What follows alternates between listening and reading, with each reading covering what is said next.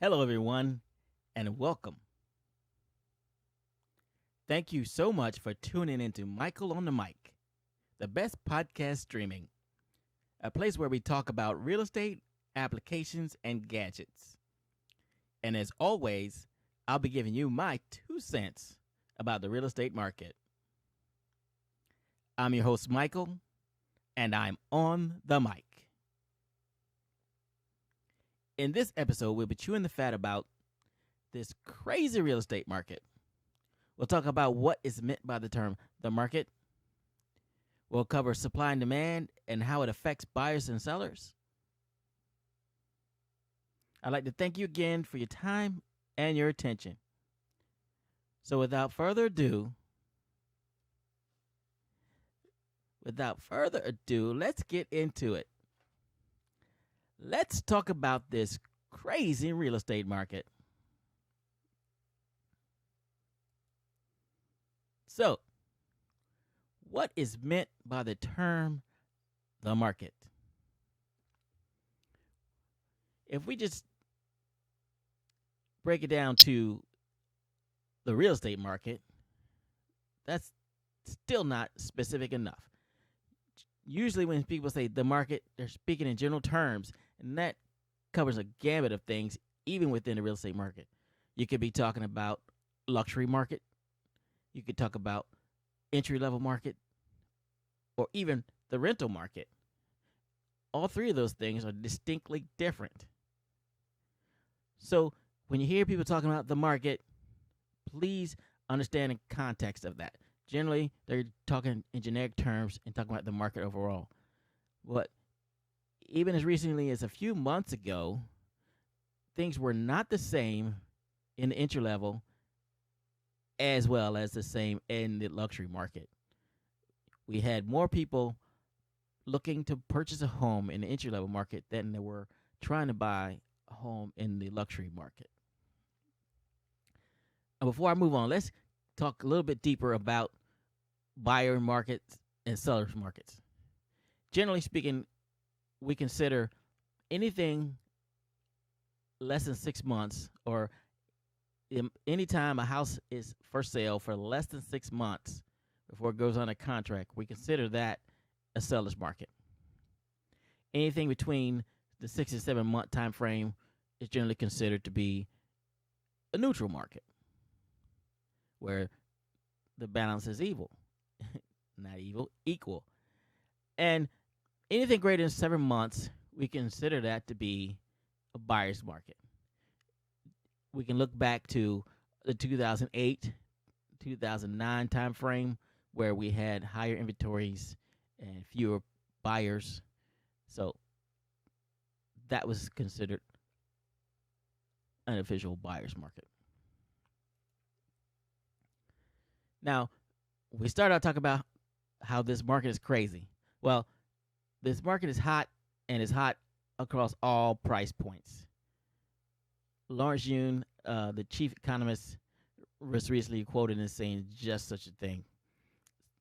As I spoke to earlier, usually a luxury market and an entry-level market don't have the same supply and demand. And that affects the sellers and the buyers in those markets differently. But either way, buyer competition is always good news for sellers. And we have an abundance of buyer competition today. We have a large number of buyers looking for homes to purchase. However, there are fewer and fewer homes available for them to buy. Well, you say, Michael, why is that? Well, there are a few reasons. Supply and demand is a law that states that when the supply is low, the demand is high, the price of that good is going to increase. Right? Part of the reason why we have low supply is housing construction. Now, the construction of new homes have lagged behind the population growth for over the last decade. But also, you can attribute that to a few other things besides just the population growth. Back in 2009, like I talked about, we had a housing slump and we had a large number of homes available on the market for sale. We had a number of private developers who were buying land, building homes, and also the large developers were buying entire subdivisions and developing them all at once. Uh, First of all, some of those private developers just aren't around anymore. They didn't survive from 2009, and unfortunately, they're not in business anymore. So some of those smaller developers aren't here providing opportunity for people to buy a home.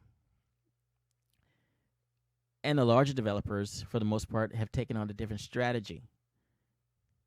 It's been in my experience that the majority of them are building on a few lots at a time. They develop an area, but they're only building 4 or 5 homes at a time, selling those homes, then making the next set available, selling those homes, and moving until they finish that particular subdivision and move on to another development. Contrary to before, where they would build a large plot, maybe 40 homes at a time. You could come there, pick out which one you want, sign the paperwork, and move on. So that's some of the supply shortages. We also have sellers that are reluctant to put their homes on the market because they feel they don't have a place to go, or a number of other reasons why sellers decide not to put their home on the market. Now, on the other side is demand. Part of the reason why we have such a large demand is that the rates are low. The cost of money is excellent. People have received increases. In other words, their wages have increased. Large work from home policies. People have decided that a home that they thought was perfect for them just doesn't fit their needs anymore. And they're back out in the market trying to find a place that's going to suit their needs and how they're using their home today as compared to how they were using it a year or two ago. That has brought significant amount of buyers into the market, making the demand crazy.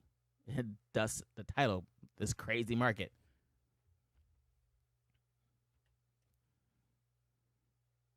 So as a buyer, you might be thinking, should I buy now or wait? Okay, I can understand that thought. But if you're thinking about waiting, make sure you think it through, or it might cost you. Case in point, Google recently reported that this question, when is the housing market going to crash, spiked over 2,000% during the month of June. That leads me to believe that there are a number of people who are asking the question, should I buy now or should I wait?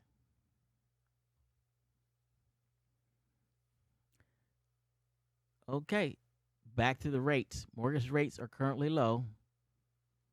However, experts across the board are forecasting increases in interest rates, as well as increases in home prices. How is that going to affect you? In other words, what you can afford today, you may not be able to afford tomorrow. The interest rates increase and the cost or the median home price increases as well. That's going to change your mortgage payment, which may change the bottom line and force you to dial back on what your dreams are and settle for a home with a lower sticker price. In fact, according to Maggie Fitzgerald of CNBC, the Federal Reserve forecasts at least 2 rate hikes by the end of 2023. Now, you may be thinking 2023 is a long ways away. What I'm here to tell you, it'll slip on you before you know it. Don't try to time the market. Evaluate your needs, make a decision based on that.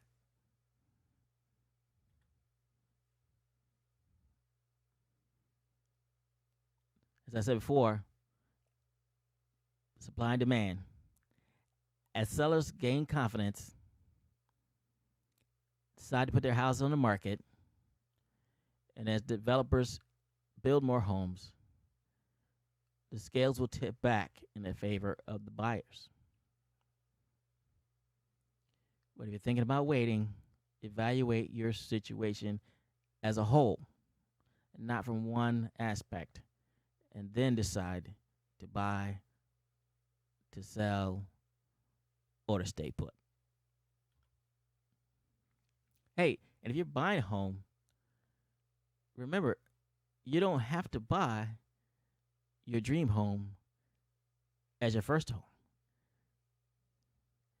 You can invest in and start a home, move into that home, make memories in that home, all while building equity. That equity you can use later to move into your dream home or move into something more desirable that fits your needs in the future.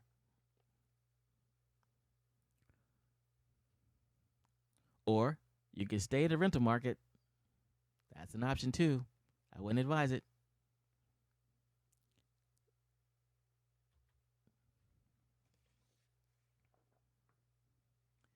So, whether you're buying or selling, I want you to know that there are strategies available for you to succeed. Speak to a professional, a local professional. You guys develop a strategy and win. Win for you and your family and your future. Hey, if you got any burning comments or any questions, reach out to me. You can drop me a message. I'll put the link in the description for this podcast. So be sure to let me know what you're thinking.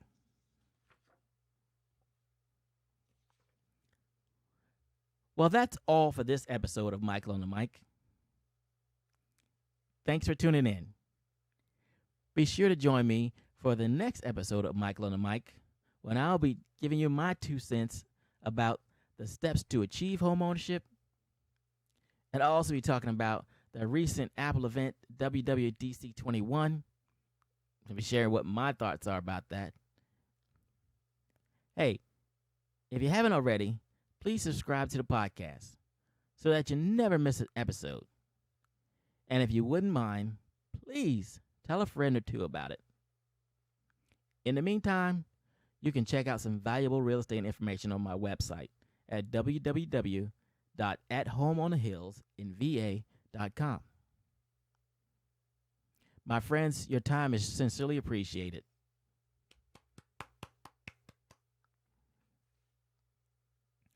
And this has been another episode of Michael on the Mic.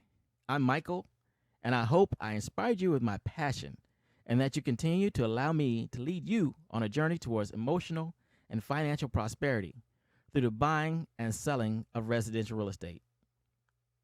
I am grateful to have been your host. Remember the golden rule and be kind to one another. Don't forget, a dream without a plan is just a wish. Have a blessed day.